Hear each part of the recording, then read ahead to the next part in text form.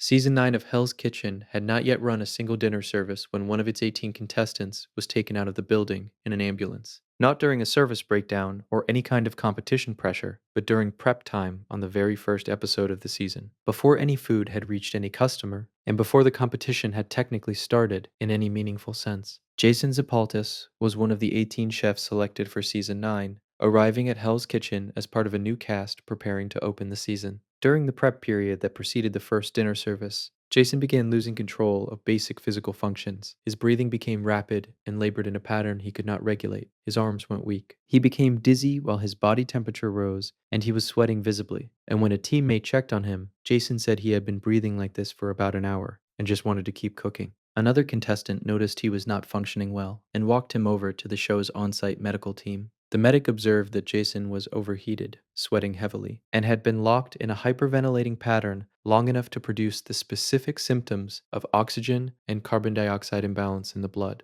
weakness in the limbs, dizziness, and the inability to take a full breath despite breathing rapidly. The combination of the abnormal breathing pattern and the physical indicators of dehydration was severe enough that within minutes of the assessment, Jason was being loaded into an ambulance. Ramsey gathered the remaining 17 contestants and told them that Jason had been taken to hospital, that he would need several days of bed rest, and that he would not be returning to the competition. The season continued from 18 chefs to 17, without Jason having stood at a station for a single service. Every other medical evacuation in the show's run had come during or after a service, with the contestant having competed in at least some part of their season before their body gave out. Some had made it to the finale. Some had been removed mid-service after weeks of competing. The absolute earliest removal before Jason had happened after at least one complete episode of actual cooking. Jason Zapaltis arrived for Season 9, prepared for the opening service, spent an hour fighting his own body during prep, and left in an ambulance before the dining room doors